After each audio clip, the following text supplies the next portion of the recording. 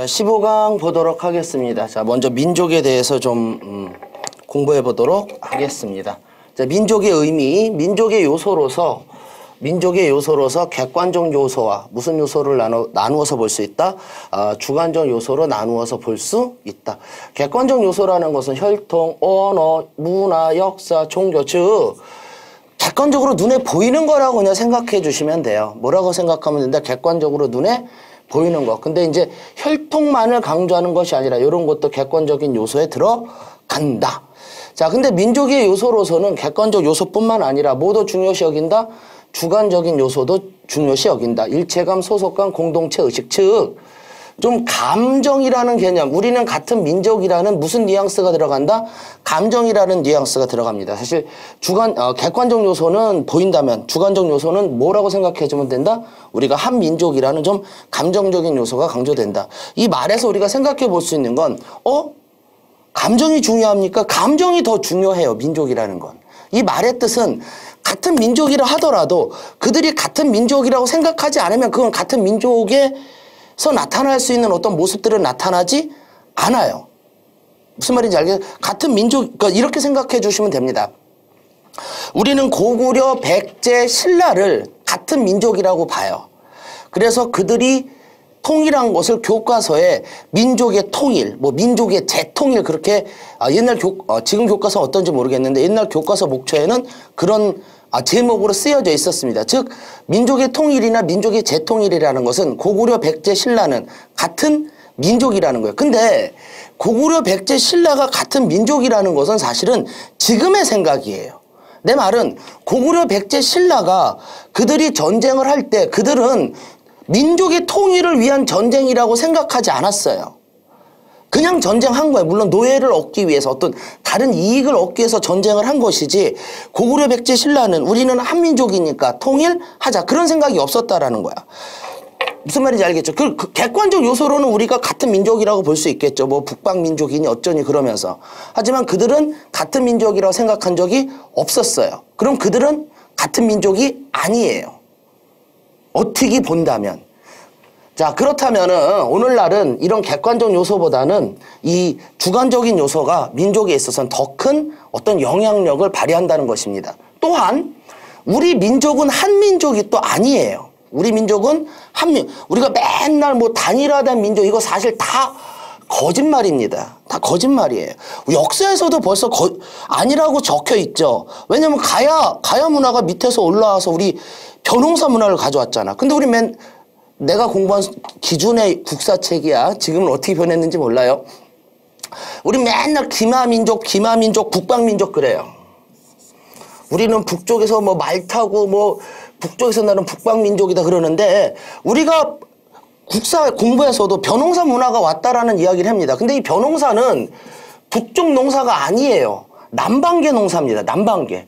그러니까 벼농사를 시작했다라는 것은 이미 그 고대사에서부터 남방민족들이 벽실을 가지고 아래에서 올라왔던 거예요. 이해하셨습니까? 무슨 말인지? 그러니까 시작부터가 사실은 단일민족이, 단군신화도 단일민족이 아니지. 단군신화 보면 청동기와 신석기가 만난 거라며. 만난 거래잖아요. 자, 그러니까 우리가 좀 지나치게 어떤 객관적인 요소에 너무 치우칠 필요는 없다. 우리 주변에 그냥 내 개인적 상식으로 보면은 약간 곱슬머리 있죠? 그 다음에 주변에 약간 쌍꺼풀. 선생님 쌍꺼풀은 쌍꺼풀이 아니에요. 늙어서 하나 생겼어요.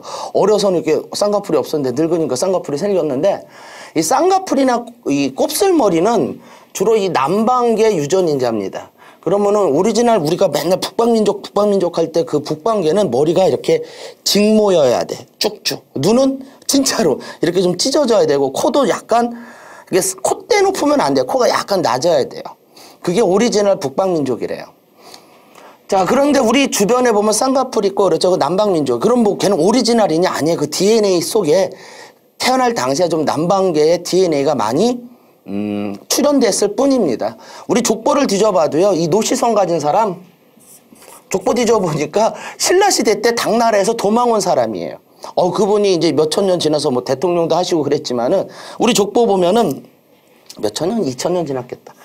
자, 당나라에서 그러니까 우리 조상은 당나라 사람이에요. 그럼 내가 당나라 사람인가? 2000년 전? 아니면 뭐 1000몇백 년 전에 당나라 사람? 아니죠. 그러니까 우리 민족이 너무나 단일 민족이나 어떤 생각에서 벗어나야 됩니다. 근데 우리도 모르게 왜 그런 생각을 하게 되냐면은 그 이유는 이 과거 이제 군사 독재 하에서 이 민족주의를 좀 국가 발전의 원동력으로 좀 활용했어요. 즉 우리는 한민족이다. 일치 단결하자. 으쌰으쌰. 뭐 민족 중흥, 민족 재건. 옛날에 왜 그런 단어가 어렸을 때 이렇게 많았는지 몰라? 뭐 우리는 민족 중흥의 역사적 사명을 띠고 태어났다고. 그 초등학교 때부터 막 그런 단어를 공부하니까 또 색깔도 비교적 다 누리끼리하고 비슷하니까 한민족이라고 착각하는데 객관적으로 절대 우리는 한민족이 아니면 수많은 외침이 있었잖아요. 수많은 외침이 거기서 한민족이 절대 될 수는 없다. 자 그러면 이제 한민족 아니네요. 민족 갖다 버릴까요? 그건 또 아니라는 거지. 그건 또 그리고 우리나라는 참 좀 멋있다고 볼 수도 있습니다. 내가 이렇게 한민족이라고 아니라고 말은 했지만 전 세계에서 한민족처럼 행동하는 아주 대단한 한민족 국가야. 행동하는 걸 보면. 그게 뭐냐 월드컵 같은 거 할 때.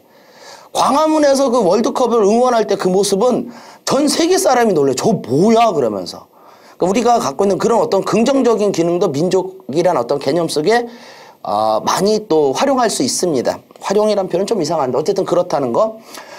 자, 너무 객관적인 요새에 치우치지 말자. 또한 앞으로 우리는 이제 이 객관적 요새에서 점점 멀어져 갈 수밖에 없어요. 왜? 다문화 사회가 지금 나오고 있잖아. 다문화 사회가. 지금 다문화 사회가 굉장히 이제 많이 이제 이루어지고 있죠. 그러다 보면 우리는 혈통이나 이 면에서는 같은 민족에서는 점점 멀어져 갑니다. 하지만 다문화 사회라도 거기서 태어났어도 내 스스로가 한민족이라고 생각한다면 그 사람은 한민족일 거예요.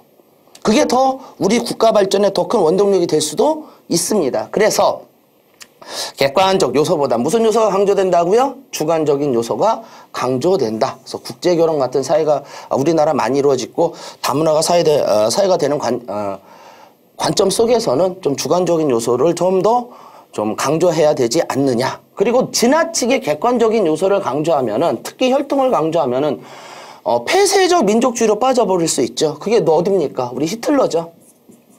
게르만족의 우수성 그러면서 아주 그 폐쇄적 민족주의에 빠져버리고 거기에서 더 나아가서 이제 유태인 학살이라는 어떤 자행까지 저질렀지 않습니까? 그런 차원에서 한번 생각해 보기.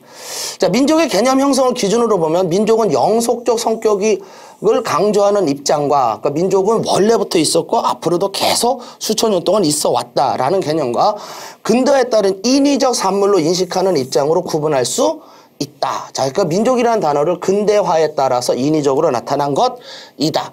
후자 입장에서 이런 분이 있는데 이분은 민족을 뭐의 공동체라고 봤다? 상상. 그러니까 우리는 한민족이라는 상상의 공동체이지. 한민족이라 말은 그랬네. 어쨌든 한민족은 아니다. 근대사회 이후에 만들어진 것이다. 그렇게 바라봐 주시는 시각도 있습니다. 사실 민족이라는 단어는 근대시대에 만들어진 거예요. 무슨 시대에 만들어진 것? 근대시대.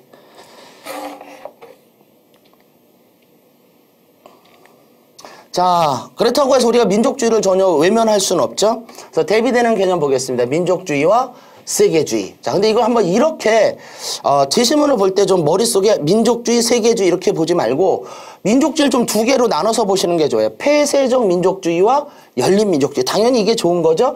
그리고 착한 민족주의와 극단. 이건 내가 만든 말이에요. 착한 민족주의는.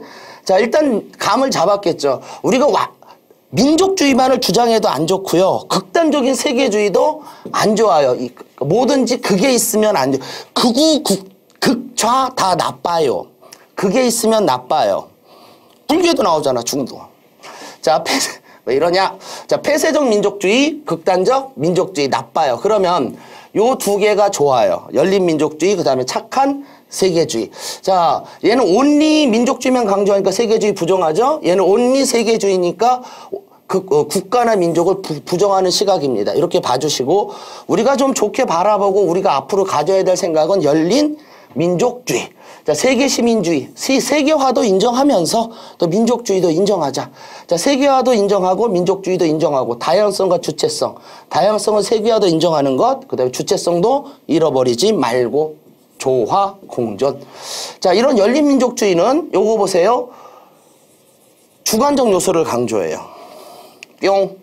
요거 강조해요. 폐쇄적 민족주의는요. 요거 강조해요. 객관적인 요소. 아까 유태인 학살, 게르만족의 우수성을 강조했던 히틀러 그런 거 생각해 주면 좋을 것입니다. 자, 착한 세계주의라는 건 너무 말인데 혹시 이런 말도 있을 수 있습니다. 세계화를 중심으로 세계화를 좀 더 강조하면서 민족주의도 좀 인정하자 뭐 그런 뉘앙스로 가는 표현이 제시문에 나올 수 있어요. 그러면 그냥 이건 극단적인 세계주의는 세계주의인데 극단적인 세계주의는 아니구나 이렇게 바라봐 주시면 됩니다. 이건 그냥 보세요. 자, 열린민족주의 OX 찾아보도록 하겠습니다. 영차. 자, 인류의 보편적까지 오케이. 이것도 인정. 와가 포인트네.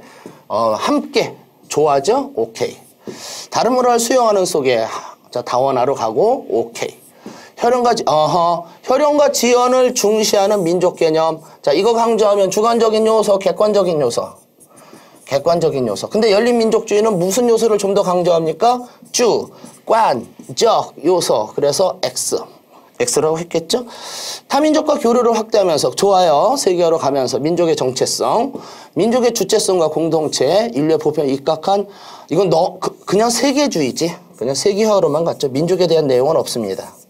그러므로 X. 이보다는 이렇게 가면 안 되죠. 이것도 세계화로 X. 그냥 이렇게 푸들도록 하십니다.